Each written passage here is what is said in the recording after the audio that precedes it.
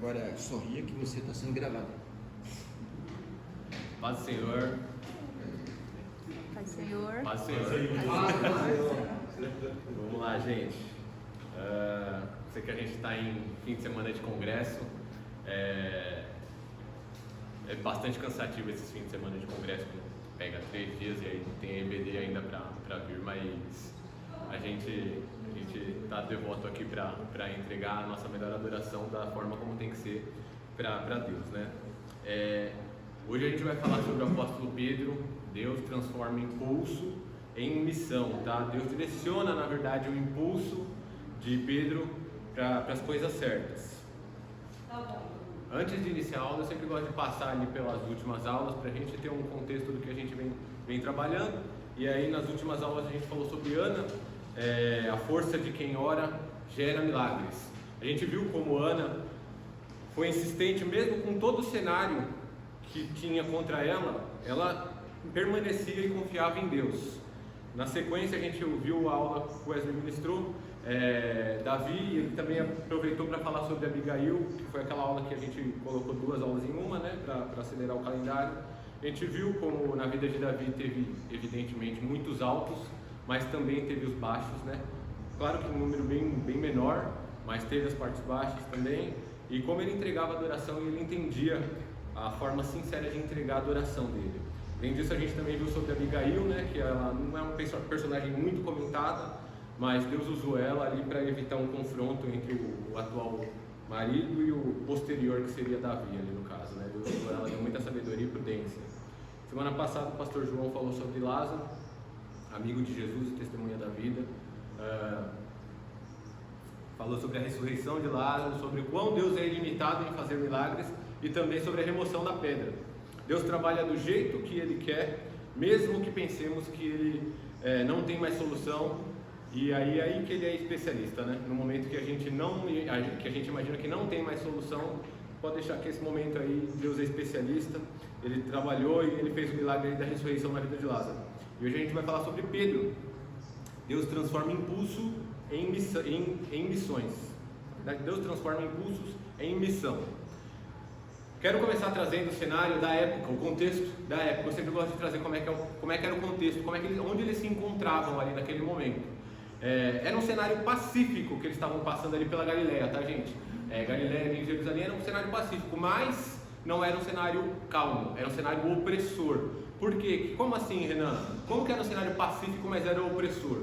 Era opressor porque o governo de Roma ele já havia se estabelecido e dominado toda aquela região do sul da Europa, norte da África, Oriente Médio. Ele já tinha dominado, já estava com bastante controle, e a forma deles conduzirem era bastante imposição, tá? Era com exércitos e guerras. Então naquele momento não havia guerra de fato, mas Roma estava se impondo. Tinha altos impostos e tinha soldados romanos andando entre o povo. Então isso trazia uma opressão sim para o povo. Evidente que era para fazer essa opressão, né, do povo ali que era da terra, mas era para ser temente ao governo romano. Além disso, o cenário religioso que se encontrava o povo judeu daquela época também, que em tese era o que reunia todo aquele povo, que classificava aquilo ali como um povo também, era um dos quesitos que classificavam como um povo, ele também estava bastante fragmentado. Por que ele estava bastante fragmentado? Tinha pelo menos 4 grupos que a gente tem acesso hoje, que eram os fariseus, os saduceus, os essênios e os zelotes. Então, tinham pelo menos 4 grupos ali que eles tinham cada um raciocínio diferente. E aí, por conta desses raciocínios diferentes, você também perde doutrinariamente um norte. Você deixa de ter uma forma de meio para você conseguir chegar até o fim. Isso aqui já era importante na época, tá? Então, Pedro ele está passando por esse cenário e provavelmente... é provável que o seu nome, é provável, né? Mas é quase certeza que o nome dele também ele era chamado Simeão, tá? Que traduzido se torna Simão. Jesus, a gente vai discernir isso, vai discorrer sobre isso, mas Jesus ele vai trocar o nome de Pedro, ele vai chamar Pedro de Kefas. Kefas é um nome em aramaico e em grego a gente vai ler na Bíblia, originalmente foi escrito como Petros, que significa pedra. Então, em aramaico, o nome de Pedro é Kefas, a gente vai ler como Cefas na Bíblia, tá? Mas o nome dele em grego é Petros, que é pedra, como eu já disse, tá? Em grego. E aqui vale pontuar que os diálogos no Novo Testamento, principalmente nos Evangelhos, eles foram escritos evidentemente em grego, mas eles foram falados em aramaico, tá? A língua original daquele povo ali era aramaico. Então, por mais que eles tivessem sido escritos em grego, eles foram falados em aramaico. E eu quero expor isso porque a gente vai trabalhar isso mais pra frente, tá? Então, lembra dessa informação, que eles foram falados em aramaico, mas eles foram escritos em grego, tá? Pedro era de Betsaida, cidade do outro lado do Mar da Galileia, mas posteriormente ele foi morar em Cafarnaum, que era na região da Galileia, tá? A gente sabe que Pedro era casado também, além de ser casado, porque a Bíblia pontua que Jesus curou a sogra dele. Além disso, é bem possível que Pedro tivesse mais do que 20 anos. E por que eu falo isso? Porque um judeu homem se casava entre 18 e 20 anos, tá? E a mulher, ela tinha uma média de casamento ali de idade de 12 a 14. Então, o homem ele casava entre 18 e 20 e a mulher entre 12 e 14. Além disso, nessa época, o homem com mais de 20 anos que pagava os impostos. E aí eu tenho que remeter a passagem lá de Êxodo 30, tá? 13 e 14, que lá discerne e expõe que homens com mais de 20 anos vão pagar meio ciclo, que é meia moeda naquele cenário, tá? Pedro é o único que aparece pagando imposto, é o único que aparece pagando tributo. Os outros discípulos não aparecem pagando tributos. Assim, fazendo uma forçação de barra mesmo, e aqui eu não preciso nem passar pano para isso, fazendo uma forçação de barra, porque a gente não enxerga outros discípulos preocupados em pagamento de imposto, provavelmente há uma margem para se pensar que eles tinham menos de 20 anos. É uma certeza isso? Não, mas assim, é um cenário que se expõe e é interessante a gente entender qual é a idade daqueles discípulos, tá? E aqui é interessante também a gente já entender que Pedro ele já tinha algumas responsabilidades. Ele era pescador, ele trabalhava junto com seu irmão, mais Tiago e João, e ele já era pescador, então ele já possuía algumas responsabilidades. Eu acho que para o cenário de hoje, na nossa geração, um homem com 20 anos, a gente ainda hoje, atualmente, tá gente? Coisa bem recente, coisa aí, se a gente falar de uns 15 anos, um homem com 15 anos, com 20 anos, ele já tinha sim, já estabelecia uma família, ele já casava, ele já procurava ter filhos. Eu acho que eu não estou falando nenhum absurdo se a gente falar que há 20 anos atrás a gente via essa situação com mais recorrência. Hoje não, hoje a gente trata um homem com 20 anos ainda como ele está muito jovem, vai crescer muito, muitas vezes a gente trata como uma criança, coisa que para esse cenário aqui não se aplica, tá? Esse cenário aqui ele requer responsabilidades. Então, um homem de 20 anos ele já era tratado como homem de fato, tá? Com todas as responsabilidades concernentes ao adulto, tá? Como eu já disse, o Pedro era pescador junto com o André, seu irmão, além do que tinha Tiago e João, né, que também eram pescadores. Então aqui eu vou começar, depois de toda essa introdução, sabendo que Pedro vivia num cenário onde que era pacífico, mas sim existia uma opressão por conta de todo o cenário que tinha ali de Roma, oprimindo o povo, impondo impostos. Além disso, a religião estava sendo fragmentada. Pedro era um pescador, Pedro ele era casado, ele já tinha suas responsabilidades, ele tinha sua esposa. A Bíblia não pontua sobre filhos, mas ele já tinha ali todo um arcabouço de responsabilidades que trazia todo um peso para ele, tá? Então é importante a gente ter isso como pano de fundo. A partir daqui a gente vai começar a tratar sobre as aulas, tá? Pessoal, eu quero trazer aqui que a aula ela vai tratar sobre momentos de altos e baixos de Pedro, tá? Então, assim, a revista ela expõe uma aula que eu não vou mentir para vocês, eu olhei e eu achei ela poderia trabalhar um pouco melhor o conteúdo. Por conta disso, eu mudei um pouquinho o conteúdo para a gente conseguir trabalhar outras questões que eu acho que Pedro traz mais ricamente, tá? O personagem de Pedro ele trabalha de forma mais rica. Então eu quis trazer outras questões que eu entendi que a revista ela ficou deficiente naquele momento, tá? No conteúdo. Por isso, quando eu estava levantando material para fazer a aula, eu achei legal trazer uma imagem que eu pesquisei e eu achei pelo pastor Elfanino Lácio, tá? Disponível na internet. Ele é um pastor batista. Eu li o conteúdo do artigo dele. Eu não achei tão didático o artigo, mas eu achei a imagem extremamente didática e ela vai expor os pontos de altos e baixos de Pedro, principalmente nos evangelhos, tá? Então tá aí a imagem. Basicamente hoje a gente vai ficar aí nessa imagem e aí a gente vai trabalhar esses pontos de altos e baixos da vida de Pedro. Evidentemente, eu quero expor aqui, tá, gente?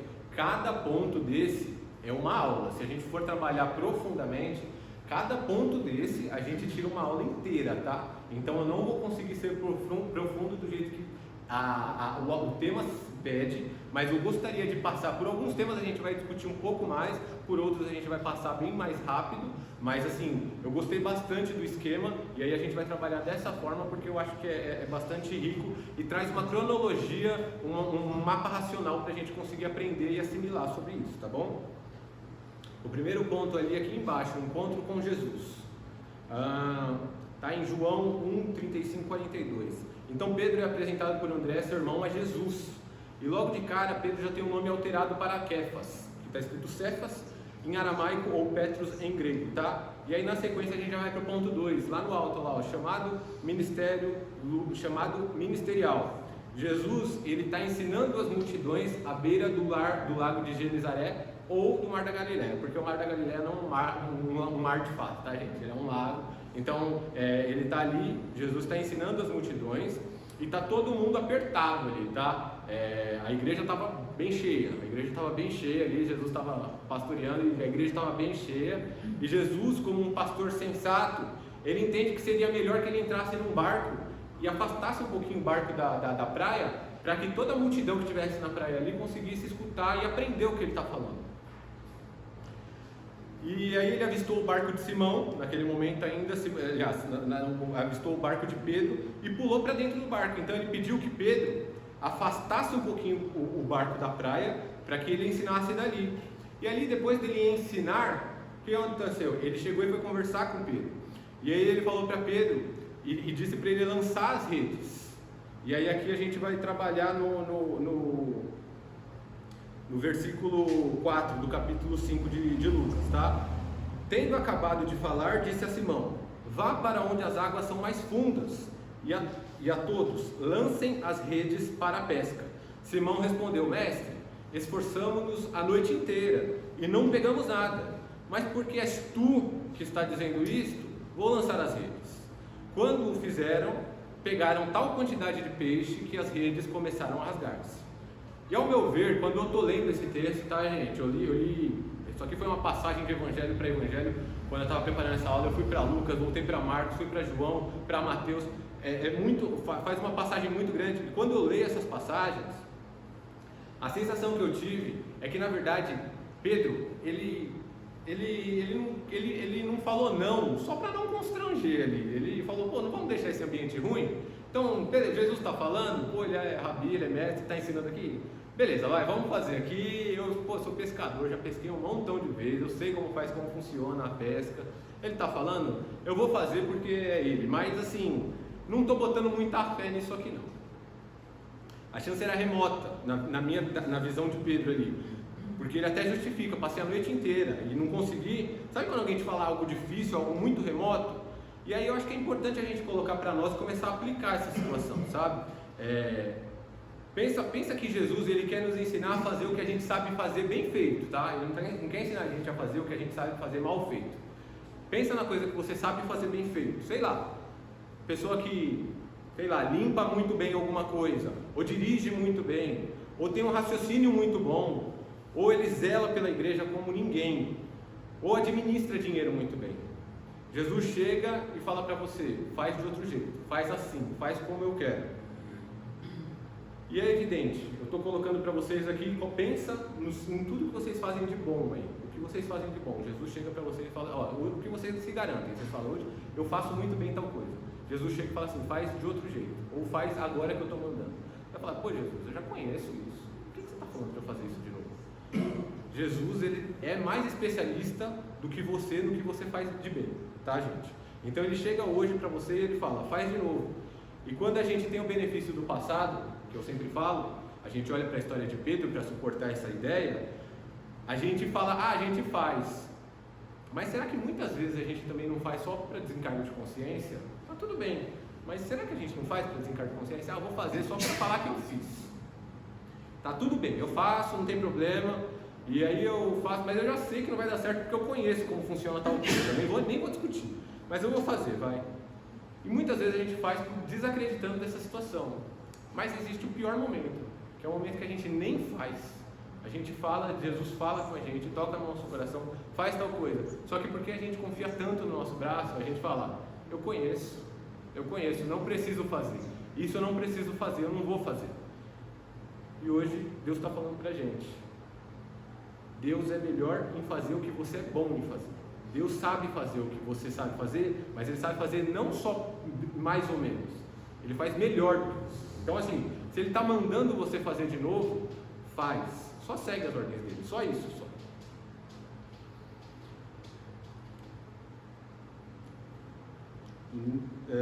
Pedro não só teve sucesso material na obediência dele, como também ele conseguiu edificar a fé dele. Tanto que a gente vai ver na sequência do texto. Na sequência desse texto, a gente vai ver que Pedro ele se ajoelha e confessa, reconhecendo Jesus. No versículo 8 de Lucas 5, vai falar: quando Simão se deu conta do que havia acontecido, caiu de joelhos diante de Jesus e disse: por favor, Senhor, afaste-se de mim, porque sou homem pecador.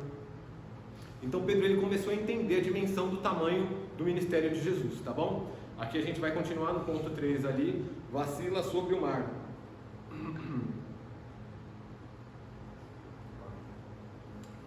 Aqui na arte feita pelo pastor Wilfani Nolasco, a gente vê que na verdade o vacilo sobre o mar, ele nem é tanta queda, né? Se a gente vê assim, ele tá um pouco na paridade ali, porque poxa, quem que andou pelo mar, né? Assim, beleza, a fé não suportou ali em determinado momento, mas quem que andou? Quem que andou sobre o mar? Jesus manda os discípulos entrarem no barco e irem à frente, enquanto ele se despede da multidão. Depois disso, ele sobe no monte para orar sozinho e já é à noite. E o barco estava no meio do mar, sendo agitado por um vento forte, tá? Então o cenário é bem contrário. Jesus então vai ao encontro deles andando sobre as águas. Os discípulos se assustam achando que é um fantasma, mas Jesus tranquiliza e fala: coragem, sou eu, não tenham medo. Pedro pede para ir até Jesus, ele pede, andando sobre as águas, e Jesus o chama: Pedro, então começa a caminhar, mas ao notar que o vento era forte, fica com medo e começa a afundar, chamando: Senhor, salva-me. Jesus o segura e fala: homem de pequena fé, por que duvidaste? A passagem expõe no versículo 30, no capítulo 14 de Mateus, que ao reparar no vento forte e nas ondas, Pedro ficou aterrorizado, tá, gente? E por conta do medo, a sua fé foi abalada e Jesus arrebenta com ele na sequência: homem, aliás, como é pequena a sua fé, por que você duvidou? Aqui a lição é muito clara, nem precisa a gente destrinchar tanto. O cenário era totalmente negativo, de fato era negativo, mas ele era tão negativo que gerou tanto medo, que a fé que Pedro tinha em Jesus, ela ficou menor, mesmo que de forma subconsciente, do que o cenário negativo que ele estava enfrentando. Mas além disso, eu acho interessante também a gente entender que quando a gente pede algo para Deus e Ele nos dá, por mais sobrenatural que seja, a gente precisa permanecer com foco nele. A gente precisa permanecer com foco nele. Gente, é algo muito sobrenatural que ocorreu com Pedro. E mesmo assim ele se atrapalhou. Mesmo assim ele andou sobre as águas. E mesmo assim ele se atrapalhou. Imagina a gente aqui, ó. Imagina a gente aqui. A gente chega, pede um carro, a gente chega, pede uma casa, a gente pede uma viagem, a gente pede um emprego. A gente não pede para andar sobre as águas, a gente pede coisas aqui assim, ó, que está dentro do nosso alcance. E aí, a gente continua com foco em Jesus depois que Ele dá para a gente? Depois que Jesus entrega as coisas que a gente pediu. A gente pediu, do mesmo jeito que Pedro pediu, para andar sobre as águas. A gente pede coisas diferentes. Jesus entrega para a gente. A gente continua com foco nele? A gente continua entregando a nossa adoração para Ele? A gente continua entendendo que Ele é o centro da nossa vontade, da nossa vontade? Independente do que seja, a nossa dependência dele, no natural ou no sobrenatural, tem que ser constante. Se ela deixar de ser constante em algum momento, o que a gente pediu e Deus nos entregou, infelizmente vai ser para a nossa maldição. Infelizmente vai ser para a nossa maldição, porque a gente vai deixar de depender de quem a gente precisa depender. Dando andamento aqui, no tópico 4 ali, Pedro confessa que deseja continuar seguindo Jesus. Aqui eu vou passar um pouquinho mais rápido por conta do tanto de conteúdo que a gente tem para falar, tá, gente? Após o discurso de Jesus sobre o ser o pão da vida e afirmar que era necessário comer sua carne e beber seu sangue, muitos dos discípulos acharam o ensino muito duro e o abandonaram. Diante do afastamento da multidão, Jesus se volta para os 12 e pergunta: vocês também querem ir embora? Então Pedro responde com uma declaração marcante de fé e fidelidade: Senhor, para quem a gente vai? Para quem iremos? Tu tens a palavra de vida eterna. E nós cremos e sabemos que tu és santo, que tu és o santo de Deus. O homem estava bem crente aqui, né? O homem estava crente, aqui ele estava crente. Mas como a gente começa a ler o texto e a gente se depara ali com a situação que a gente conhece no final da história, é interessante a gente ler, sabendo que naquele momento Pedro não sabia que haveria provações na sequência. E quando a gente lê isso e sabendo de todo o cenário que eu expus no início da aula, pode ser, e é possível, que Pedro ele tenha se apegado tanto ali ao Rabi, ao Mestre, a Jesus, porque Jesus era a única salvação que tinha ali para aquele momento, tá, gente? Se Jesus fosse o Messias que eles esperavam que fosse, o Messias político que eles queriam que fosse, de fato ele ia se apegar muito ali para eles. Por quê? Porque ele seria o libertador de Israel da opressão que eles haviam vivido. Então é muito mais simples para Pedro se apegar a Jesus naquele momento, tá? Ele fala essas palavras, ele confessa desse jeito, porque ele ainda não sabe o que está esperando ele, tá? E aí a gente continua aqui no andamento, confessa, e aí ele nega em seguida. Eu acho essa parte até um pouco interessante e acho que é até engraçada. Se a gente conseguir abrir aí, Mateus 16, por favor. Mateus 16.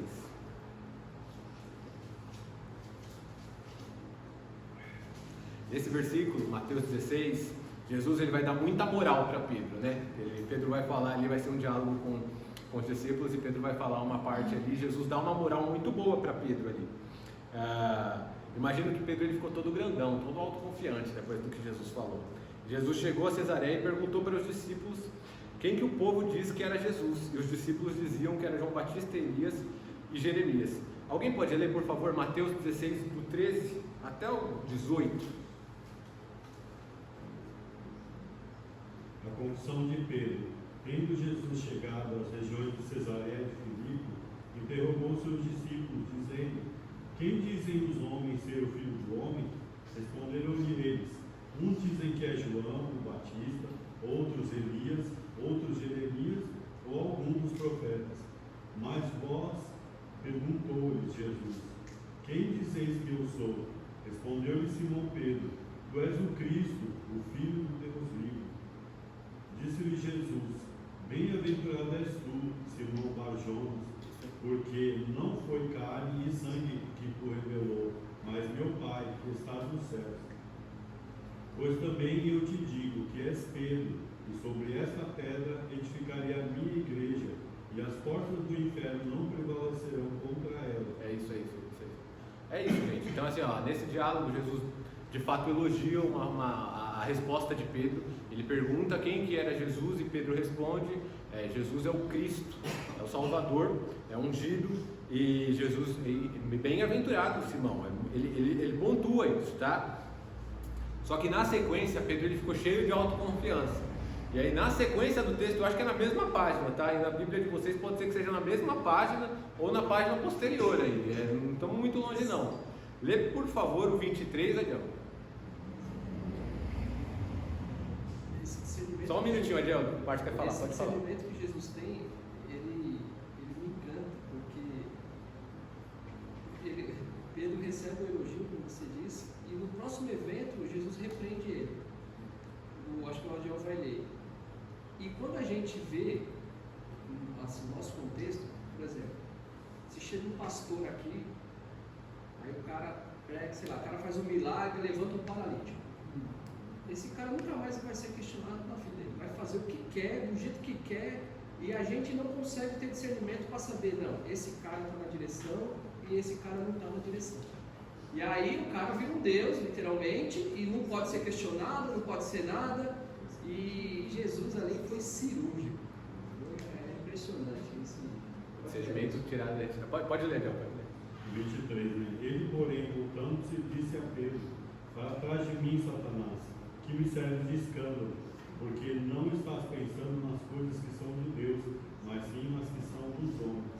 É impressionante, o Márcio tirou um entendimento perfeito do texto e é exatamente isso, gente. Assim, em um momento a gente é ser humano e Pedro é muito nós, né? Pelo perdão da palavra, do erro de português, Pedro é muito nós, É impressionante como Pedro é nós e assim, a gente olha que coisa de 5 versículos, tá, gente? 18 por 23. 18 ele é bem-aventurado, no 23 ele se enche de autoconfiança e quer repreender Jesus, quer mostrar para Jesus como é essas coisas. E Jesus fala: para trás de mim, Satanás. É para trás de mim, Satanás. Mas assim, a impressão que dá lendo assim, como pode? Num momento ele é usado por Deus e no outro usado pelo Satanás. Parece estranho assim, né? E aí é o que eu acho que ele é muito nós. É isso que eu falo, que ele é muito a gente. É muito a gente. E o seu entendimento sobre o que você trouxe agora é isso, gente. O cara pode vir aqui curar o paralítico. Não é porque ele curou o paralítico que ele se tornou Deus. Ele vai errar. E a igreja está preparada para entender o que é acerto e o que é erro? O pastor quer falar? Não, é justamente isso. Na realidade, assim, diz que quem elogia, ele massageia muito o ego das pessoas, né? E aí eu acho que ali Jesus fez um elogio a Pedro, e Pedro cresceu um pouco a mais, né? E Satanás entrou. Então é justamente isso, são brechas, né, que a gente deixa algumas vezes e que vem nos trazer a entender que nós somos o tal, Então, né? O privilegiado, o iluminado. Então ali foi o que aconteceu com Pedro. E aí Satanás entrou e Jesus viu. Quando era Pedro e quando era Satanás que estava falando. Verdade. Quer falar, Nil? não, falando que nesses últimos tempos a gente está vendo muito isso, muita rasgação de seda, Massagem, né? Rasgação de seda, tipo assim, eu acho que é desnecessário isso. Toda adoração tem que ser a Deus. Eu estava até pensando esses dias que a Bíblia fala o quê? Louvai ao Senhor, quer dizer, é para você louvar o Senhor. E hoje em dia a gente vê louvores que não estão louvores de adoração. Estou saindo um pouco fora, estou dizendo assim. Sim. Não, perfeito, Neide. Assim, em relação a isso eu concordo demais. Eu acho que culto é feito para adorar a Deus. Adorar a Deus. Tá? Culto, a gente está falando culto, a palavra, a semântica da palavra, a etimologia da palavra é culto. Não dá para você cultuar uma pessoa. Só se a gente estiver falando da pessoa de Jesus, da Trindade, tá, gente? Mas assim, não dá para você deixar de tirar o foco de Jesus num culto e colocar em uma pessoa. É incompatível. Nós vemos exemplos claros assim no nosso dia a dia, assim, cristão, por exemplo, numa palavra. Nós somos tão falhos que muitas vezes a pessoa vem e prega e você fala, tá tudo errado. Daí no final a pessoa começa a profetizar e fala para os outros, nossa, tudo que ela pregando é de Deus. E você não sabe discernir, tipo assim, não, essa parte aqui ela foi usada por Deus. E essa aqui é humana. Mas a gente, na nossa humanidade, fala assim, ele é usado por Deus. Eu estava errado naquilo que eu estava pensando sobre ele. Você quer ver? E a gente muda todo o cenário. A gente não sabe discernir assim, essa parte Deus usou. Essa aqui foi totalmente humana. Sim. E é interessante esse levantamento também, porque fica pior, na verdade, quando você escuta e você fala, nada a ver. Ele pega e direciona a palavra para você e fala, Deus vai te abençoar, vai fazer X, Y, Z. Eu estava na carne. Quem estava na carne era eu. Quem estava na carne era eu. Mas você vê que são todas profecias subjetivas. Muito subjetivas. Tem dificuldade com isso. É muito. Ô Marcos, assim, é muito subjetiva, mas a gente está num estado de carência tão grande. Me mata. Assim, a gente está num estado de carência tão grande que o cara aponta o dedo para você. A profecia pode falar, Deus está abrindo a porta, olha isso. Quem que não vai pegar isso aqui? Deus está abrindo a porta lá onde você precisa. Tem alguém que não Cara, sabe que tá com dor de cabeça e vai passar. É lógico que Deus está abrindo a porta para qualquer Eu ouvi pessoa. a sua oração. Pô, e a gente imagina que todo mundo ora. É perfeito, é exatamente isso. É exatamente Uma coisa isso. que é óbvia, né? Que sim. Não, mas quando dá data de 24 horas, né? Assim, por exemplo. Eu esperar as 24 horas, né? 14 dias, esse negócio aí. Tem que esperar esses 14 dias. Mas assim, sabe o que me deixa meio frustrado, não seria a palavra. É que quando a gente vê esse tipo de mensagem na igreja, a igreja aceita, recebe. Muitos gostam disso. Ela tá vazia. Assim, gente, eu não gosto de ficar falando muito, mas isso aqui é o reflexo. É aqui, ó, a gente vê o reflexo disso. Renan, aqui aconteceu aqui, né? Falou com uma pessoa assim, o pregador se dirigiu à pessoa. Quando falou assim, Deus manda falar, a pessoa começou a chorar. Eu ouvi Aí isso. depois a pessoa perguntou pra mim, o que foi que ele falou mesmo? Ai, meu Deus do céu. Aí eu vi. Pode falar, Lourdinha. Uma vez um pregador estava pregando e veio me trazer uma revelação que Deus estava preparando um varão. Eu não respondi, eu fiz assim pro irmão dele. Casado. Fica assim, que eu já sou casada. Nossa. Não, Não, eu fiz assim. eu já sei o que é. A Lourdinha não entendeu, é porque ela ia ganhar uma cortina nova. Ah, não. Bom, gente, dando andamento aqui na aula, Pedro ele queria repreender Jesus porque ele estava esperando o quê? Aquele Messias político. Lembra do Messias político? Ele estava esperando esse Messias político. Mas o plano era a cruz, era a morte, mas também era a ressurreição. Pedro, com toda a moral que ele havia recebido nos versículos anteriores, como foi dito aqui, ele achou que poderia se colocar na posição de repreender a palavra de Jesus. Olha que absurdo, é um absurdo isso. Quando você lê o texto, ele está com essa prepotência assim, ele está querendo falar, não, Jesus, ele puxa Jesus de lado e fala, Jesus, não fala essas coisas não, fala essas coisas não, pô, não dá para falar essas coisas. Ele puxa Jesus de lado, olha a prepotência do ser humano. E eu falo do ser humano porque Pedro ele expõe muito a gente, não tem como. Você lê os textos de Pedro, você se coloca nessa posição. Bate muito, primeiro bateu muito em mim. E lógico, quando eu estou falando agora, vai bater em todo mundo aqui, porque não tem como escapar de Pedro. Pedro é muito a gente, não tem jeito. Na continuidade da aula, dos tópicos aí, ele se alegra no momento de transfiguração. 6 dias depois do discurso sobre o discipulado que Jesus fez, que ele fala, se alguém quiser ser meu seguidor, negue-se a si mesmo, tome a sua cruz e siga-me. 6 dias depois disso, e é lógico, outras palavras duras, Jesus levou com ele Pedro, Tiago e João a um alto monte, e ali Jesus foi transfigurado, as roupas ficaram brilhantes, extremamente brancas, Moisés e Elias apareceram e conversaram com Jesus. Olha isso, gente, é que a gente trata isso com naturalidade, mas isso aqui é coisa extremamente sobrenatural, tá? Moisés representando a lei e Elias os profetas. Pedro, ele estava tão assustado que ele levanta a ideia de construir as 3 tendas, uma para Jesus, uma para Moisés e uma para Elias. Tem alguns teólogos desse trecho aqui nesse texto, que eles falam que Pedro, ele foi tão mal na situação que ele está tentando comparar Jesus com Elias e Moisés.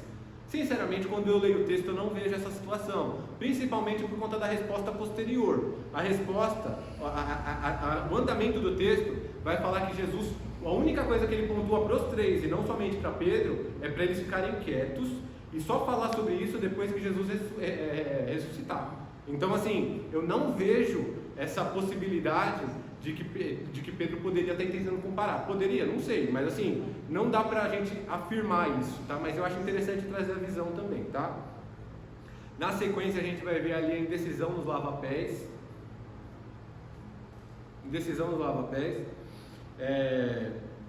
Durante a última ceia, Jesus se levanta da mesa, tira a capa, pega uma toalha e amarra na cintura e vai lavar os pés dos discípulos. Algo que era feito normalmente por um servo. Normalmente não, gente, vamos falar bem a real, era o servo que fazia isso aqui, tá? Nesse momento, novamente, Pedro quer atravessar a vontade de Jesus. Pedro não aceita que o mestre dele haja como servo. E aí Jesus responde, o que estou fazendo você não entende agora, mas depois vai compreender. Mas Pedro, ele é determinado no erro dele, ele é determinado, ele é uma pessoa determinada para errar. de maneira nenhuma lavará meus pés, ele vai falar. De maneira nenhuma o Senhor vai lavar meus pés. Eu sou muito crente, não tem como. O Senhor, meu mestre, vai lavar meus pés. Nesse momento, Jesus pontua que Pedro, se não lavasse os pés, Pedro não teria parte com ele. Nesse momento, Pedro já vai jogar no outro time. Ele sai e fala: não, se é desse jeito, então vamos mudar de ideia. Se é desse jeito, ele começa a entender que a vontade de Deus é soberana. E aí ele começa a aprender. Aqui, em cada ponto desse, a gente começa a entender que Pedro está aprendendo sobre Jesus, ele está aprendendo sobre o Deus que está andando com ele. E aí ele pontua: se for desse jeito, não lava só os pés, lava minhas mãos, lava a cabeça, eu quero ter muita parte com o Senhor. Jesus começa a trabalhar nele. É bonito ver que Pedro está permitindo ser submisso à palavra de Deus, mas nesse momento a gente ainda consegue ver um resquício de poder nele. Por quê? Porque mesmo que ele esteja permitindo ser transformado, ele não quer um mestre que haja como servo. Ele não quer o mestre dele não pode ir lá lavar os pés dos outros. É o mestre dele, poxa. Como é que o mestre dele vai lá lavar o pé? Não existe essa possibilidade para Pedro. Então, Deus está trabalhando tanto em Pedro que mostra para Pedro: não é assim que você está. Eu não sou esse mestre que você está criando expectativa. Eu sou Deus e eu sei o que precisa ser feito. Não adianta você criar expectativa no Deus. Eu sei o que é para ser feito. E Pedro começa a desconstruir a imagem que ele tem daquele Messias político que ele queria. Na sequência, a gente vai ver aqui a timidez na Santa Ceia. E aqui é um momento quando Jesus, na última ceia, Jesus faz deixa um clima extremamente pesado naquela última ceia, porque ele levanta, está todo mundo comendo, Jesus levanta e fala: um de vocês vai me trair. Um de vocês. Imagina essa situação. Imagina vocês hoje, levanta na ceia de Natal, não sei, estou dando exemplo. Alguém daqui vai me trair. Olha o clima que ficou, olha o ambiente como ficou. Pesou o clima, né? E fica aquele climão, e Pedro dá um sinal para João perguntar quem iria trair. E aí a gente dá andamento aqui, e no ponto que eu marquei aqui, né, no ponto 9 e no ponto 10. Afirma que morreria por Cristo e é avisado de que negaria Jesus. Na sequência desse climão da ceia, e após Judas ter saído, porque Jesus manda: vai fazer o que você precisa fazer, os discípulos ali naquele momento imaginaram que Jesus tinha mandado Pedro, como ele era tesoureiro, para acertar algum tipo de conta, mas na verdade Jesus já estava determinando ali para Judas e fazer o que ele precisava fazer, que era a traição, né? Jesus pontua que está acabando o ministério terreno dele e que ele está indo. Então Pedro pergunta: para onde? Para onde o senhor está indo? E Jesus responde: para onde eu vou vocês não podem ir agora, mas vocês irão mais tarde. Então Pedro, na sua impulsividade, ele vai declarar: estou disposto a morrer pelo Senhor. Isso é em João, tá, gente? Em João ele fala isso. E João foi mais discreto. No Evangelho de João ele foi mais discreto. No Evangelho de Mateus e de Marcos, ele é mais exposto.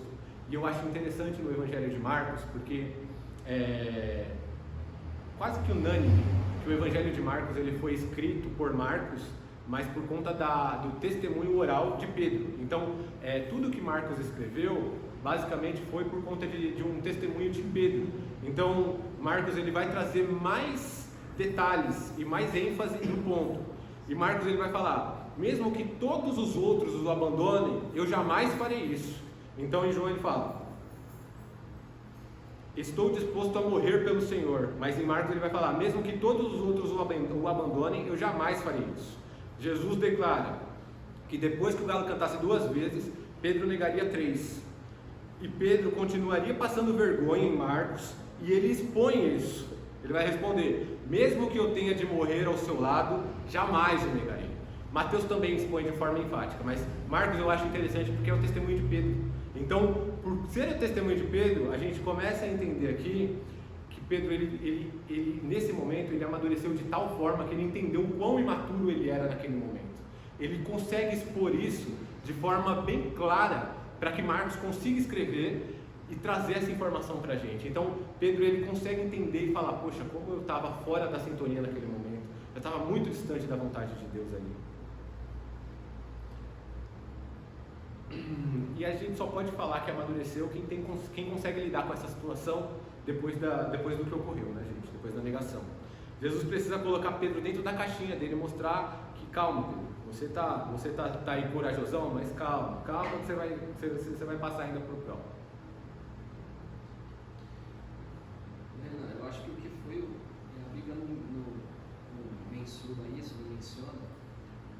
aquele olhar que Pedro dá para Jesus como Jesus é preso, a Bíblia diz que ele fitou os olhos e Pedro começou a chorar. Esse choro, para mim, eu acho que foi o... E a gente não sabe o que ele sentiu, mas eu acho que ali, sem palavras, sem nada, apenas um olhar, foi o divisor de águas no ministério. É muito legal mesmo, esse ponto que o Márcio contou. E claro, quando a gente... E assim, a gente faz esse exercício demais, tá, gente? Quando eu estava preparando a aula, eu fiz muito isso. Eu peguei a Bíblia, eu marquei os 4 evangelhos, colocava uma caneta, fiquei com 4 canetas na Bíblia, assim, passando para lá, passando para cá, pegando o texto dos 4 evangelhos, voltando. Tem muita coisa que a Bíblia, a letra, ela não vai trazer para a gente, mas a gente sente quando a gente está lendo. A gente sente quando a gente está lendo. Esse vazio, essa crise naquele momento, na hora que a gente está lendo, se a gente está dentro do texto, a gente sente sim. Isso que o Márcio trouxe aí, eu endosso também, eu concordo com isso. Foi amargamente, né?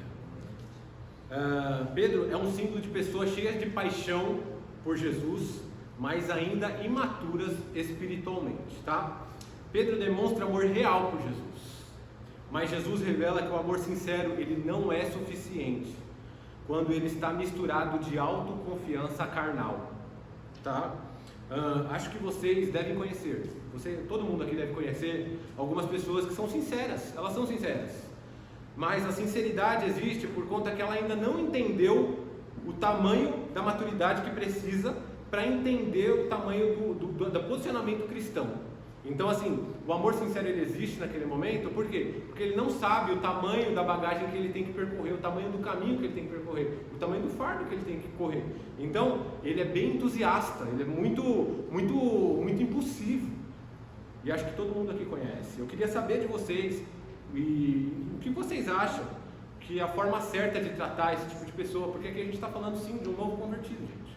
E Pedro está entendendo o ministério e ele está convertido de fato, ele acredita em Jesus, só que ele está começando a caminhada dele, ele está entusiasmado com tudo aquilo ali, e é sincero o que ele está passando, mas de certa forma essas pessoas elas estão tão entusiasmadas que ainda não conhecem o caminho e não sabem o que vão enfrentar. E atualmente a igreja ela tem lidado como com essas pessoas? Como que nós temos lidado com a pessoa que chega aqui e elas são tão extremamente entusiasmadas? Não sei se a gente pode pontuar alguém atualmente, mas assim, a gente já passou por alguns cenários aqui na igreja que a gente via esses novos convertidos bastante entusiasmados. E normalmente quem está na igreja começa a colocar o dedo e segurar de tal forma que ou coloca a pessoa para fora ou não sabe discipular ela dentro do caminho aqui dentro da igreja. Mas em relação aos erros que essas pessoas cometem, eu não entendi. Os novos convertidos. Então, aos erros que os novos convertidos. Ou as frustrações que vai acontecer, que ele não está preparado. Assim, porque hoje, assim, Márcio, então vou explicar um pouco diferente nesse sentido. O Pedro, na minha visão, nesse momento, ele está tão falando que ele vai morrer por Cristo, ele vai fazer isso, ele vai fazer aquilo, ele vai fazer aquilo outro, porque ele está entusiasmado com tudo aquilo que Jesus está mostrando para ele. E ele não sabe ainda que Jesus vai ser crucificado. Então, na minha visão, ele está com a expectativa de um Cristo político ainda, naquele momento. Então, assim, ele está crendo naquilo. E eu queria entender como que a igreja lida hoje com novos convertidos que chegam hoje aqui e eles estão entusiasmados com a fé. E como que a gente tem lidado com esses novos convertidos? A gente tem conseguido trabalhar de forma a ensinar eles o caminho de Cristo, mostrar para eles o andamento da palavra, como que tem que ser? Como que a igreja tem lidado com esse tipo de demanda? Talvez não seria o sentido contrário, no seguinte aspecto.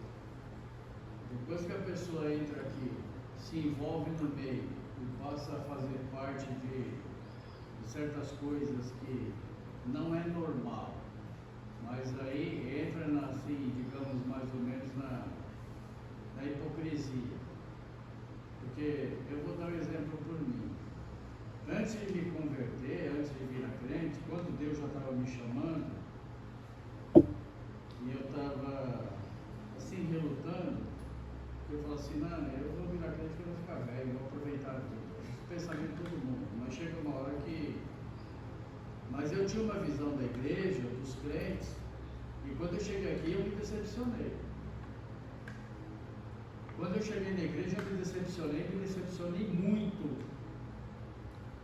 porque eu tinha uma visão de santos, crentes, homens e mulheres de Deus. Quando eu cheguei na igreja e comecei a ver certas coisas, eu fiquei assustado. E será que o caminho não é inverso? O novo convertido que você fala que tem que ser trabalhado, ele vê coisas erradas e às vezes ele fala. E às vezes nós que já estamos no meio dessa coisa que para nós é normal, a gente não fala, mas quem está chegando vê coisas e fala. Pode ser esse. O caminho pode ser inverso. Assim, pode ser, pastor, não vou falar para você que não, mas assim, o que eu exponho, e aí eu vou trazer exemplos pra gente, tá, gente? Eu acho que com exemplos, acho que talvez a gente consiga trabalhar melhor. E eu vou expor gente aqui, não tem jeito. Mas quando eu vou falar nomes, quando o Matheus Molina, o Micael e o Pedro, eles estavam aqui na igreja, logo no início, eles eram bem jovens aqui. E poxa, todo culto era uma festa, todo culto era uma festa para eles. E eu escutei muita gente falando, não, isso aqui é criancice. Poxa, tá tudo bem, eles são crianças. Como que a igreja lida com eles? Como que a igreja vai trabalhar com eles? Como que a igreja tem que lidar com isso? Como que ela discipula essas pessoas? Chegou aqui, olhou, teve o primeiro amor, está entusiasmado. Como que você segura, mas como que você ensina? Como que você não joga para fora? Como que você trabalha? Vamos falar a verdade. Hoje, eu não sei, o Pedro, pelo que eu sei, ele está crente. Vou falar o que eu estou vendo, tá, gente? Eu não sei da vida da pessoa, mas assim, o Pedro está crente, o Micael eu não sei, e o Molina está crente. Só que assim, a gente sabe se a gente se preocupou com isso naquele momento, e que nem eu falei, eu estou expondo eles, mas vamos colocar no cenário geral, tá? Qualquer pessoa que chega aqui, a gente consegue trabalhar, a gente se preocupa com esse tipo de demanda, a pessoa que chegou aqui, ela está entusiasmada, a gente consegue não segurar a ponto de deixá-la aqui dentro, sem danificar a imagem de Cristo com ela? Eu vejo 3 cenários nessa situação. Nós temos pessoas que se preocupam com si próprio, falam assim, olha essa pessoa nova, assim, fala, essa pessoa vai tomar meu lugar. Sim. E tem sim, nós sabemos que sim. Porque nós vemos uma pessoa empolgada e começa. Perfeito. Daí o pastor fala assim, dá oportunidade para ela pregar. Perfeito. E daí se faz isso, a pessoa fica assim, essa pessoa está fazendo demais. A gente precisa podar um pouco. E nós sabemos que sim, existe isso.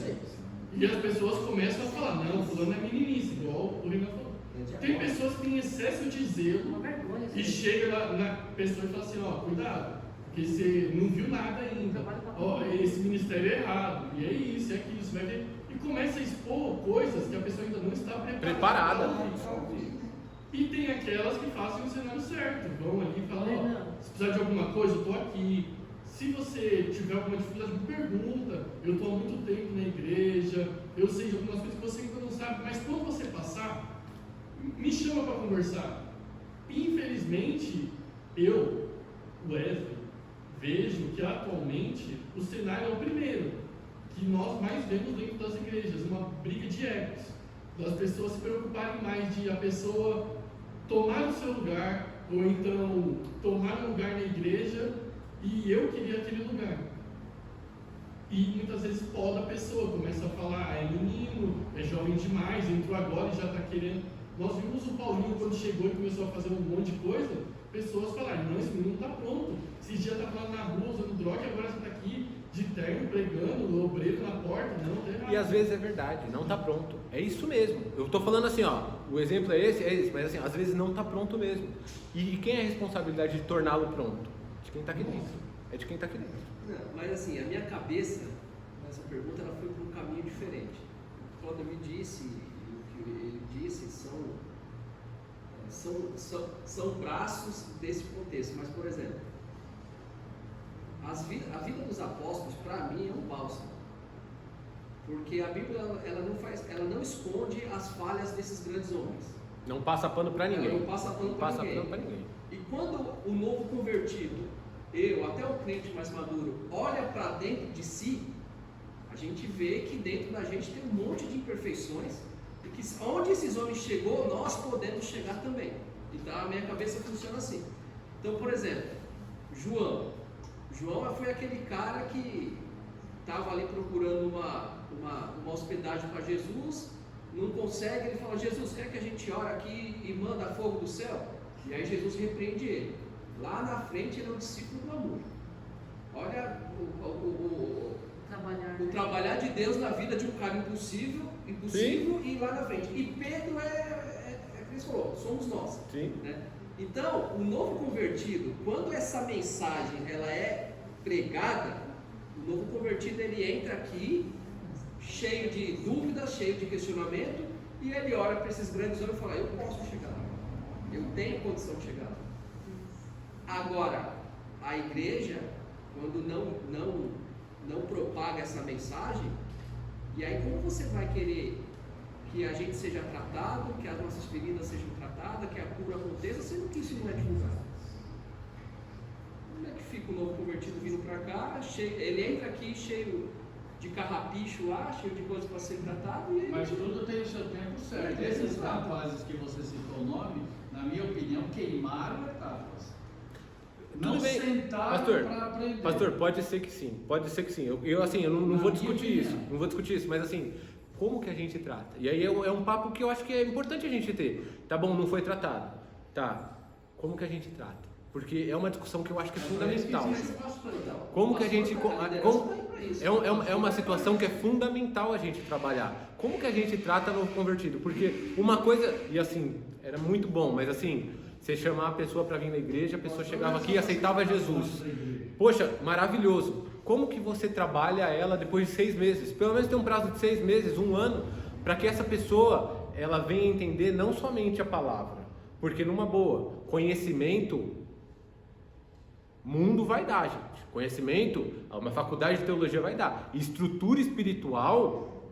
É aqui que vai ter. Não adianta a gente fugir. É a igreja que vai trazer, a convivência com os irmãos que vai trazer a estrutura espiritual.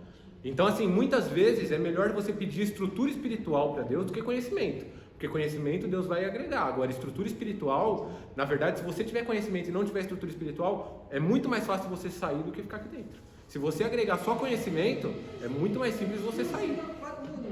É que porque a sua cabeça, ela explode com conhecimento.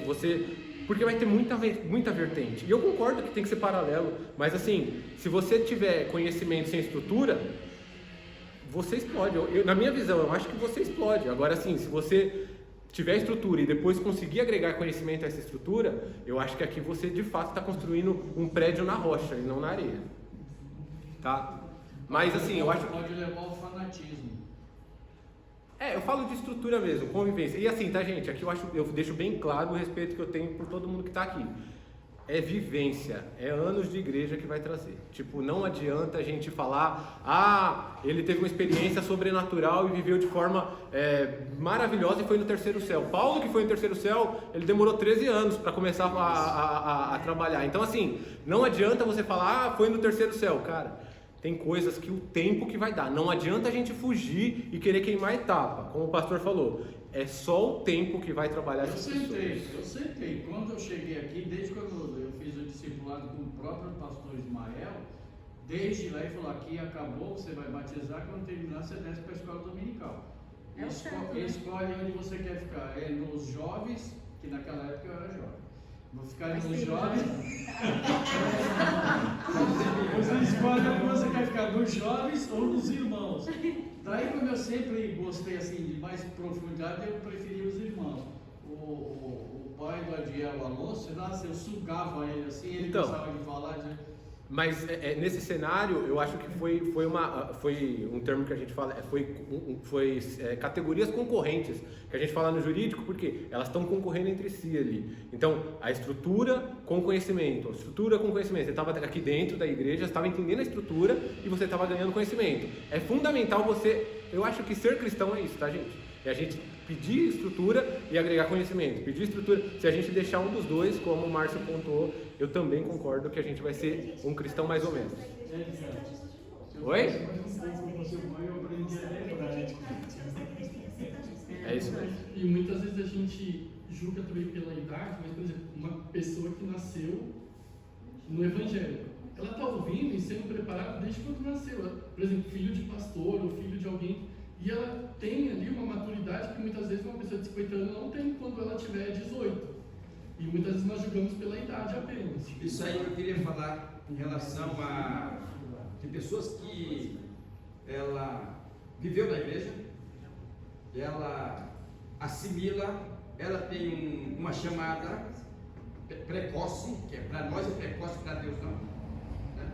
E com uma pouca idade ela já consegue sobressair muito bem, né? E aí nós vemos o que? É bom não queimar etapa, claro. Para isso existe os cargos ministerial, existe auxiliar, diácono, presbítero, evangelista e pastor. Então, respeitando isso aí, mas tem pessoas, tem muitos que como auxiliar, ele já tem o dom do pastorado ou do evangelista. Isso aí não é, a gente vê. E outra coisa, também você, é bom peneirar, claro, mas vou levar em conta aqui o Molina, você ouve o Molina? Ele nunca saiu da igreja. Você ouve o Molina falar heresias? Não. Não, ele é um crente sério. Aonde que ele está errado? É por causa da idade? De jeito nenhum. Então é isso. Timóteo passou por isso, né? Claro. O que acontece? Então, tem pessoas que Tem pessoas, pastor, eu acho que assim, tem pessoas que vão queimar a etapa mesmo. Claro. Elas vão queimar a etapa, mas... E já é de Deus. E é assim, e exatamente, é isso aí, é isso aí. Mas ó, essa questão é boa, porque vamos falar do Paulinho que a gente falou. O Paulinho é inegável o dom que Deus deu para ele para ministrar. Eu olho para o Paulinho, eu gosto muito de ver o Paulinho pregar. E a gente conversando sobre isso, por exemplo, a constância. A constância é algo que vem com a maturidade. É natural a gente no início de ministério, a gente está bem, de repente a gente não está tão bem, a gente não tem maturidade para olhar para algumas questões e tal.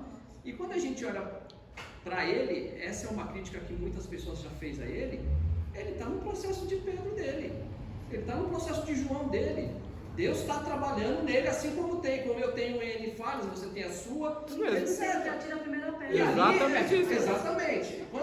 Isso é muito, assim, quando a gente olha para a gente e sabe que existe a possibilidade de a gente errar, a gente tolera o erro do outro, porque amanhã é a gente que vai errar. Exatamente E é isso. Deus lapidando.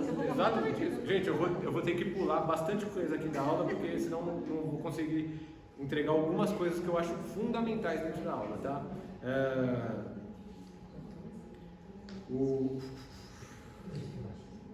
Na sequência, Pedro ele se vende ali para Jesus como muito maduro, mas a gente vê a imaturidade de Pedro, porque Jesus vai para o Getsemane e fala para eles vigiarem. E Pedro, ele depois daquele climão, naquela situação que teve, que alguém vai trair Jesus, ele dorme no Getsemane, né? E a gente vê que ao mesmo tempo que ele fala que ele está pronto para morrer, ele vai e dorme no Getsemane. Então, assim, ele fica totalmente despreparado. Não pode vigiar nem por meia hora, Jesus pontua para ele, né? E aí, para compensar, uma situação de compensação, além de ter criado uma expectativa errada de Cristo, eu sempre vou apontar a expectativa errada de Cristo, a ideia de compensatória, quando os soldados romanos chegam, ele mostra tanto para Cristo que ele está com vontade que ele pode morrer por Cristo, que ele saca da espada e ele acerta a orelha de Malco. Mas lembra que ele é pescador, né? Provavelmente ele queria acertar a jugular de Malco. Só que ele não tem tanta habilidade com a faca que ele tem ali, com o facão que ele tem, ele acerta a orelha, e aí dessa forma, Jesus vai lá e fala, tudo errado, Pedro, não é nada disso. Então assim... Ele poderia ter miopia. Exatamente. Quer fazer o óculos com o cara, velho? Quer fazer o óculos com o Pedro? Aproveitando, né, quem tem miopia. Não pega nem no passado, hein? Ou diplopia, ele vê a imagem do outro. Então assim... Ele entendeu tanto errado que aí eu pontuo, porque o Augusto Cury, nos livros dele, ele pontua que também uma expectativa que ele poderia ter, Pedro, ali naquele momento, quando o Malco chega, ele queria compensar o sono que ele teve, mas ele também imaginou que naquele momento Jesus ia se mostrar o Messias político, ia rebater o soldado romano. Dessa forma, ele ia administrar e virar rei. Então, eu acho que faz bastante sentido essa linha de raciocínio do Augusto Cury, mas assim, é só uma linha de raciocínio que eu falei, a letra não pontua isso, tá? E aí Jesus pontua, né? Acaso não beberei do cálice que o meu pai me deu? Então assim, ele estava seguindo o caminho que Deus tinha mandado, tá? E aí na sequência ele segue de longe, como o Márcio pontuou. Então Jesus foi levado, e sendo levado para ser julgado, Pedro estava no pátio com o sumo sacerdote, no pátio do sumo sacerdote. Quando a gente lê o texto, parece que ele estava meio preocupado, mas ele também estava querendo ver o que ia acontecer, né? Pedro, ele estava ali e tal, mas ele estava vendo o que ia acontecer. E aí a gente chega, acho que no ponto mais baixo do ministério de Pedro, que ele nega Jesus 3 vezes, né? Ali na casa do sumo sacerdote, a empregada desconfia dele como discípulo de Jesus e questiona. No mesmo momento ele nega. E ainda fala, não faço a menor ideia do que você está falando. Pergunta se ele era discípulo de Jesus e ela fala, não faço a menor ideia do que você está falando. E ele foi se retirando daquele lugar. E a criada começou a falar, gente, eu acho que ele é, eu acho que ele é discípulo de Jesus. E ele pega e sai fora. Mas Pedro negou novamente. O Evangelho de Marcos ele vai pontuar que um pouco mais tarde, então assim, ele teve um tempinho para refletir do que ele tinha feito, tá? Passou um pouco de tempo e ele já tinha refletido sobre a ação, então estavam lá e foram confrontar novamente Pedro, sugerindo que ele era um dos discípulos do Galileu. Então Pedro não só negou, como também começou a praguejar e jurou que não conhecia Jesus. Aqui é o ponto mais baixo da história triste, baixo mais triste da história de Pedro, né? Quando a gente lê essa parte em qualquer evangelho, a gente também fica bastante mexido. Pois na sequência do texto fala que o galo cantou. E quando o galo cantou, ele lembrou das palavras de Jesus e que ele negaria. E aí ele começou a chorar. Você viu alguma coisa se esse galo é literal? Que tem gente que diz que não é. Porque não tinha galo ali, né? Eu pesquisei sobre isso também, Márcio. Só que era o canto do deserto lá. Eu pesquisei troca de turno. Isso mesmo. Dos vigias, então chamava do tocar do galo. Eu pesquisei sobre isso, só que como eu não tinha nada muito certo, eu falei, é melhor não levar. Mas sim, a principal teoria que assim. fala sobre isso, que eu. Como chama o historiador, né? José? Isso, ele vai falar que não existia galo na época e que era o trocar dos vigias. Daí se chama o tocar do galo. Não existia galinha na época? Ainda não tinha sido criado o galo? Ali naquela região, né? Na região, não era costume da região Ali naquela região.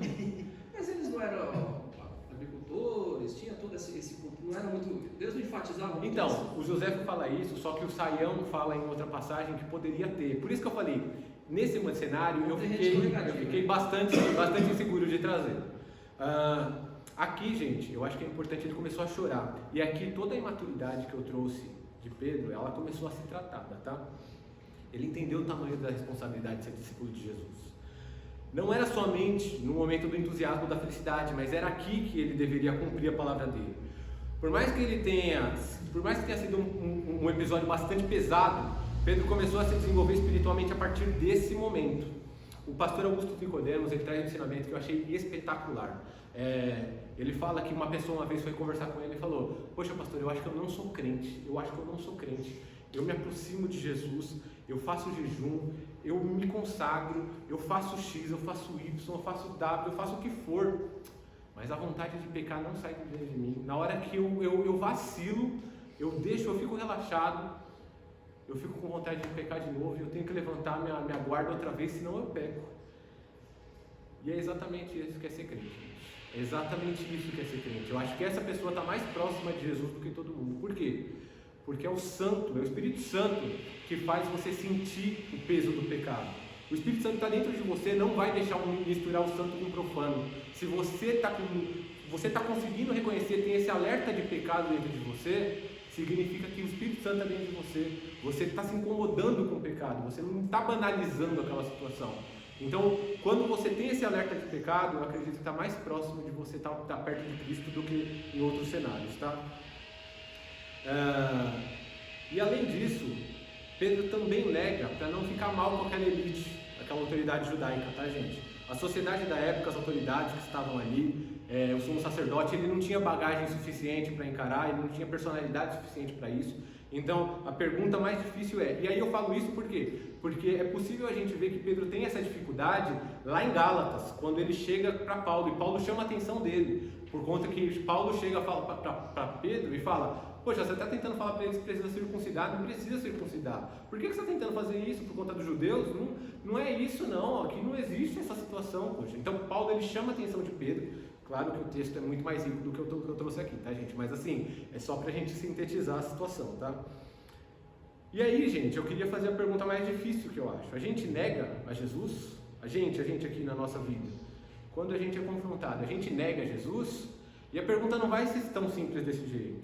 Eu sei que vocês vão me responder, não, Renan, quando me perguntam, eu falo que eu sou evangélico. Ah, você é o quê? Se eu sou evangélico, tá bom. Mas as nossas ações, elas falam que a gente é evangélico? As nossas ações têm falado que a gente é evangélico? A gente também não se preocupa em escandalizar a sociedade com uma postura séria, com o qual o evangélico genuíno precisa ter? Aqui eu queria trazer um videozinho bem curto, tá, gente? Bem curto mesmo. Que eu vi e assim, eu vejo gente querendo se adequar à sociedade de hoje. E assim, o evangelho não vai se adequar à sociedade, gente. Não vai se adequar. Não adianta a gente trazer Paulo falando, quando eles andaram assim, eles andaram assado. Não adianta. Os princípios do evangelho não vão acontecer isso. Eu quero colocar esse videozinho, deixa eles colocarem o áudio, eu gostaria que vocês escutassem, porque pra mim, seria um pastor, há muito tempo ele foi um pastor que foi referência. Há muito tempo ele foi pastor que foi referência. Hoje ele é referência ao contrário, infelizmente. Ele tem uma desenvoltura na fala dele. É de René. Ele tem uma desenvoltura na fala dele, mas é muito triste ver como ele está tratando o evangelho para ele ser aceito na sociedade. Então ele viola os princípios evangélicos para conseguir entrar na sociedade e desse jeito não é negociado. É de René. René da Batista lá da Copa. Ibarra. Tá saindo áudio? Pode colocar. Ocupação da arena pública da USP pela juventude evangélica cantando louvores, denunciando que a USP é de Jesus e que o diabo não tem mais vez na USP. Parem com o teatro religioso, parem de transformar a religião em espetáculo público. Religião não é espetáculo público, religião é experiência particular e privada, comunitária, ritual religioso, celebração religiosa. Prática religiosa acontece daquela porta para cá. Na rua é justiça, aqui é oração. Na praça é pão para o faminto, aqui é louvor e cantoria. Aqui a gente levanta a mão, lá a gente estende a mão. É esse o vídeo. Assim, é muito triste, eu fico muito chateado porque ele está adequando o evangelho para a sociedade, para que ele entre na sociedade e não para que a sociedade entre na igreja. Tudo que ele falou aqui viola, a gente tem que catar o livro de Atos e rasgar. É isso que eu acho que a gente vai ter que fazer. E aqui para mim é sim negar Jesus, tá, gente? Quando a gente escuta um pastor com uma relevância que ele já teve, com um peso que ele já teve, a gente escuta ele falando um negócio desse, é muito triste, é muito pesado, tá? Não está adequado. Eu me escandalizei, evidentemente, eu acho que eu trouxe até o vídeo para expor que sim, é o cenário que a gente trouxe no início. Foi um pastor que pregou. A Bíblia atualizada foi ele?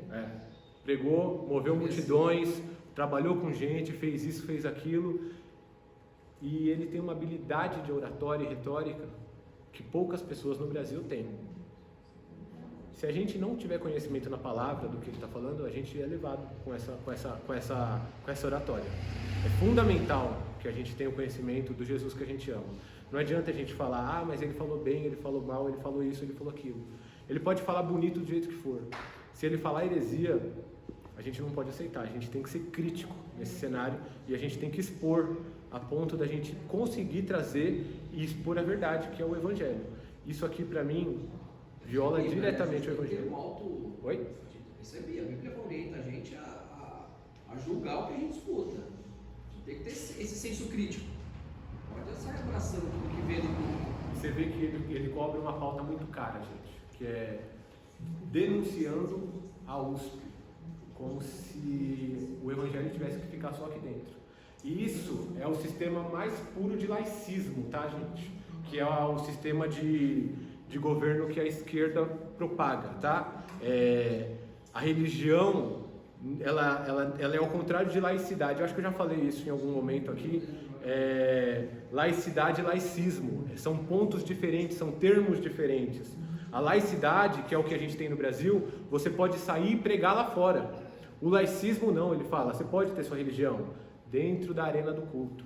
Então, quando a gente vê toda a ideologia dele, entende o que é laicismo e laicidade, e a gente escuta uma pregação dessa, a gente vê que ele está tentando implantar o laicismo, coisa que não entra no Evangelho. O Evangelho, ele sai de dentro do laicismo, porque a gente precisa pregar o Evangelho lá fora. As portas do inferno não prevalecerão. Exatamente. Eu acredito assim, eu acho que hoje o maior impedimento do Evangelho crescer é o maior pecado que a Bíblia condena, que é o escândalo. Hoje está acontecendo demasiadamente o escândalo que afugenta muita gente que está chegando, ou pelo menos imagina chegar, ou são admiradores da fé, né? Mas quando vem o escândalo, aí é o câncer. Hoje, posso assim dizer, o câncer, não diria talvez um câncer espiritual dentro da igreja que está aí, que impede de muita gente entrar. E a apostasia também que está tendo? Mas a apostasia é resultado, do escândalo. O escândalo faz o quê? Ele espalha muita gente. Verdade. Acontece qualquer pecado aqui, vamos supor, eu já vi em algumas denominações aí, de o pastor presidente tolerar um adúltero no público. Pelo amor de Deus. O que acontece aí? Escândalo. Sim. E a igreja, ó, sim, é verdade, sai. Então, a apostasia é resultado do escândalo, sim, que é um dos pecados que a Bíblia diz que é um dos piores. Como que a igreja deveria tratar nesse caso? Por exemplo, o pastor está no culto caído.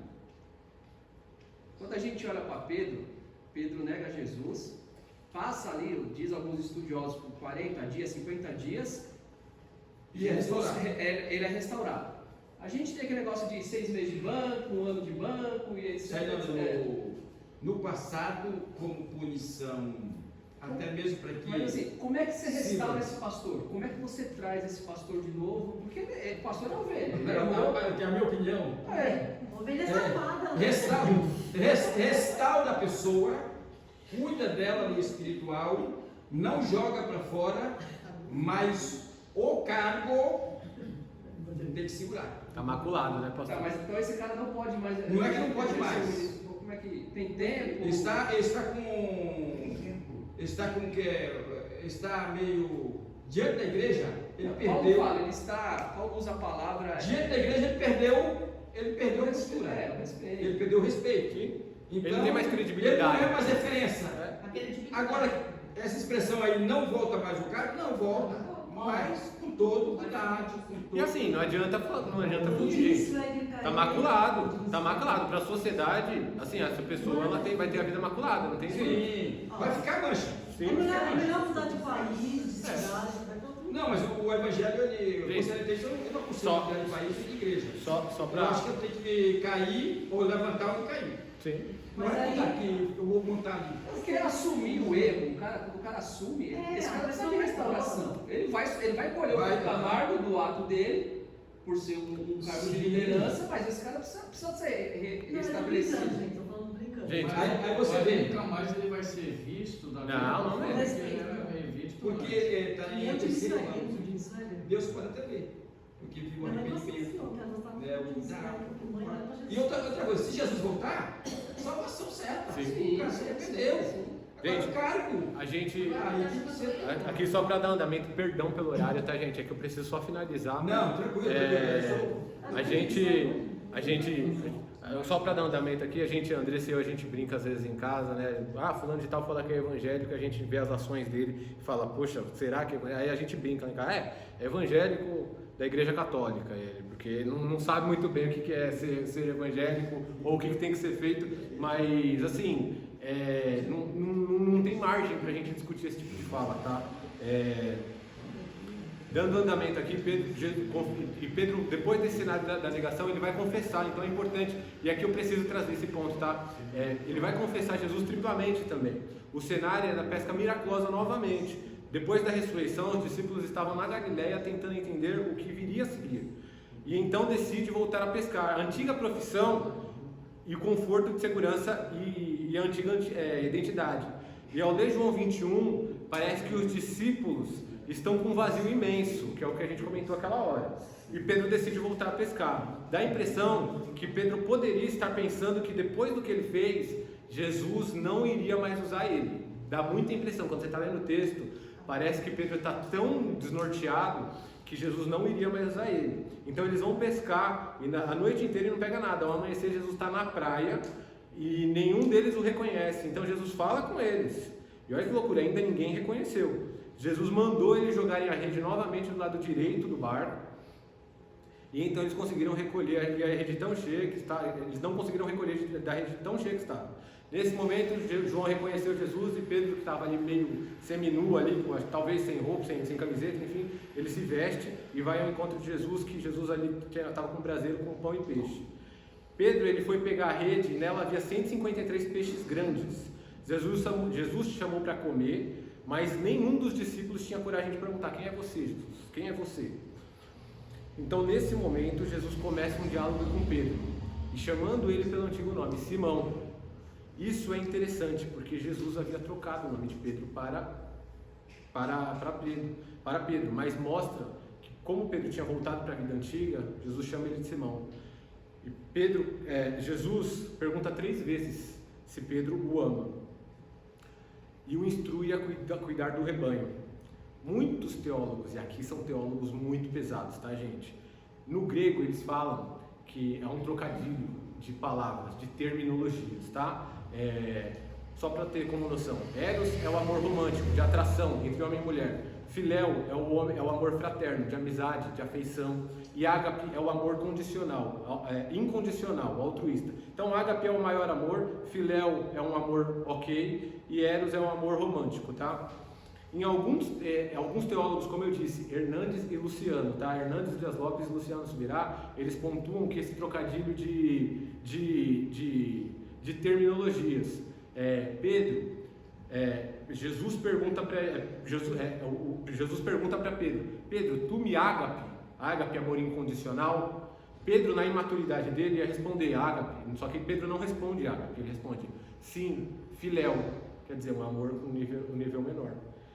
E aí, com esse jogo de palavras, Jesus vai pressionando Pedro, a tal ponto que ele fica triste na última pergunta, na última resposta. Por quê? Porque ele já sabia que ele tinha negado. E o Senhor sabe de todas as coisas, e sabe que filéu é um amor mais ok.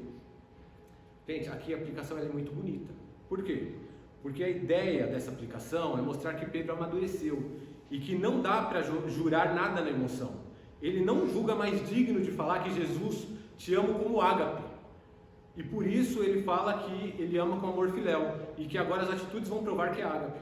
Mas ao estudar esse trecho, fiz o levantamento por Luciano Subirá, pelo Hernandes Dias Lopes, pelo Saião e pelo Felipe Bremer. E nesse cenário eu fico com o Saião, tá, gente? Por quê? Porque o Saião, ele é especialista em linguística, ele é poliglota e ele é tradutor de Bíblia. Então aqui eu acho que quem manda mais, quem sabe mais aqui é o Saião.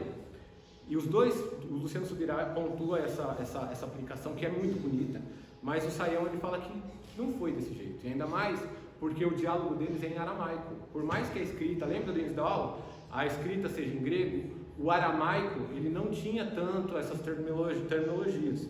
E nesse caso, eu me apego mais para o Saião, que nem eu pontuei, que eu estudo que inicialmente já pontua aqui. Ele trabalha dentro do aramaico. Então, de pronto, não dá para fechar essa diferenciação terminológica.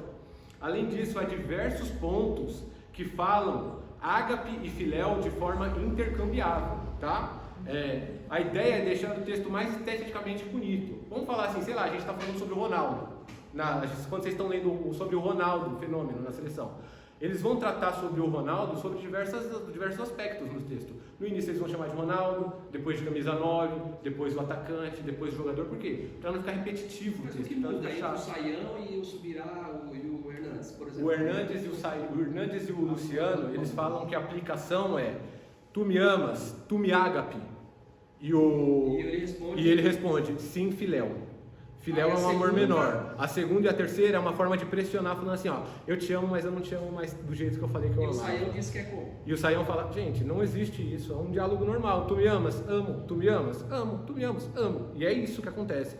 É bem natural. Ele negou 3 vezes, ele confessou 3 vezes. Confessou 3 vezes, é natural. Então, esse nível de palavras de ágape e filéu não... Não existe, porque o diálogo deles é no aramaico.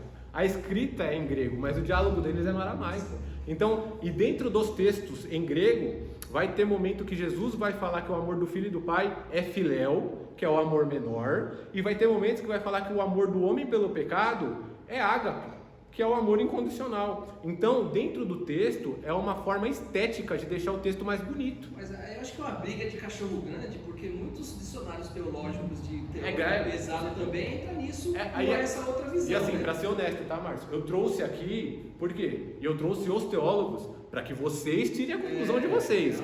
Porque assim, eu me apego no Saião porque eu confio dentro do que ele trabalhou. Renan, não acho que o Saião ele é tão bom do jeito que você imagina. Tudo bem. Esse argumento do aramaico é bom. Se apega no Hernandes, então tá tudo bem. A aplicação deles é muito bonita no final das contas, mas eu me apeguei no Saião e aí assim, eu trouxe gente que eu confio. mais técnico, um cara legal, um linguista. Gente que eu confio, tá? Só pontuando, tá, gente? O Saião ele apareceu na Record esses dias, é um senhor de um teólogo, é muito bom, eu gosto muito dele, tá? Eu gosto muito dele. Agora, você já percebeu que ultimamente tem os profetas da internet aí, cada dia aparece um. Você sabia que está escrito isso, mas na verdade não é isso? É a desconstrução de perfeito. Pastor, eu trouxe justamente por conta disso. São pastores honestos que trouxeram uma visão. Só que, como eu falei, nessa área linguística, eu deposito mais no Saião. Eu tenho medo disso. Não, está escrito assim, mas é assim. Eu tenho até escrito assim, mas o original, porque é difícil, a gente não tem conhecimento dos originais assim. Por isso que eu trouxe a simplicidade, eu sempre em cima disso. Por isso que eu trouxe a visão de todo mundo, tá, gente? Mas assim, eu me apego nesse aspecto, eu vou me apegar no Saião. Se vocês quiserem se apegar no Hernandes e no Luciano Subirá, tá tudo certo, não tem problema nenhum. Se não vai mudar na salvação de Deus. Não vai. Isso aí não muda a salvação. Se Jesus vier, é arrebatado, né? Gente, exatamente. Pedro, depois de se disponibilizar e entender o quanto Jesus queria usá-lo, e por isso fazia necessário ele entender todos os impactos que tinham de ser um discípulo de Cristo. Em 2,41, em Atos, quando Pedro está pregando e cerca de 3.000 pessoas confessam o nome de Jesus. E agora a conclusão, e aqui é bem rápido, tá? Antes, Pedro negou Jesus por medo de uma criada. Agora ele se levanta diante de milhares em Jerusalém, a mesma cidade que crucificou Jesus. Gente, o livro de Atos a gente não entrou, mas é espetacular a postura de Pedro, principalmente ali no versículo, no capítulo 4, no capítulo 5, no capítulo 6, ele desobedece civilmente, ele cumpre a pena civil que foi imposta, ele sai da prisão, muitas coisas sobrenaturais. A postura de Pedro é espetacular no livro de Atos. Em Atos ele está pronto. Espetacular, assim, espetacular. Exatamente, o que o Márcio falou, em Atos ele está pronto, tá? Antes, Pedro puxava a espada sem entender o plano de Deus. E agora ele explica a profecia, conecta Joel, Salmos e o Evangelho com clareza teológica. Após negar Jesus, Pedro chorou amargamente. Depois, no encontro com Jesus, ele foi restaurado, ele foi comissionado de discípulo vacilante para pastor de almas. Antes, Pedro não compreendia a missão que Jesus envolvia, que envolvia Jesus na cruz, a ressurreição e o Espírito Santo. Agora ele percebe que Jesus é o Messias exaltado, o Espírito e o cumprimento da promessa. A salvação é para todas as nações. É a prova prática de João 21. Jesus não apenas restaura Pedro, ele prepara para ele liderar o maior avivamento da história. E quem pode falar que Jesus não pode usar a gente da mesma forma? Quem pode falar? Quem pode falar que Jesus não pode usar a gente da mesma forma? Eu trouxe todos os pontos negativos de Pedro para expor para a gente, trabalhar isso e trazer como Pedro é a gente, como eu pontuei, como Pedro somos nós aqui dentro da igreja hoje, gente. E mesmo assim, Deus trabalhou e Pedro deixou ser trabalhado. Se a gente permitir que Jesus entre, o Espírito Santo trabalhe nas nossas vidas, eu não vou falar para a gente que a gente pode, mas assim, se Deus quiser e Ele preparar a gente deixar ser preparado, a gente pode sim ser um evangelista como foi Pedro, e ele pregar e salvar 3.000 almas, coisa que eu acho que nunca aconteceu na história. Bom, gente, era isso. Eu peço perdão pelo horário, pela esticada que deu. Aquele molho de chave entregado para Pedro, só um pontinho assim, aquele molho de chave entregado para Pedro, significa o quê? Na sua visão? Carro da vitória. A chave da vitória. Essa chave que entrega hoje também? Essa daí, ó, a chave tá aí, tá, gente? A chave tá aí. Não sei, a pastora ali Não, ele deu, eu te dou a chave. Petrus. Não, Pedro, Jesus disse. Eu queria entrar nessa parte, só que eu achei que seria um negócio muito longo e já não dava mais para trabalhar, mas por conta disso, tem muita coisa que... Eu não entrei aqui, tá, gente? Que nem eu falei, essa parte de Atos, as cartas de Pedro são espetaculares. A opinião de... Só resumindo, a opinião de... Eu queria ter trazido... Não, porque Jesus se entregou e achar com ele. Isso aí é Bíblia. Sim. A opinião da maioria é que estava vinculado à pregação de Pedro no dia de Pentecostes. Era ele que daria abertura ali daquela imensidão de conversão. Ele ia iniciar mesmo. Isso aí é uma profecia antiga de Isaías. Então, e eu concordo que está vinculado a essa situação, né? A essa abertura. Bom, gente, novamente eu peço perdão, esticada a aula que eu dei na aula hoje foi muito longa, mas eu agradeço a oportunidade, eu agradeço também, que eu acho que é a minha última aula que eu vou dar esse ano. Eu agradeço o ano inteiro que Deus proporcionou pra gente e que ano que vem estejamos aqui novamente. Obrigado.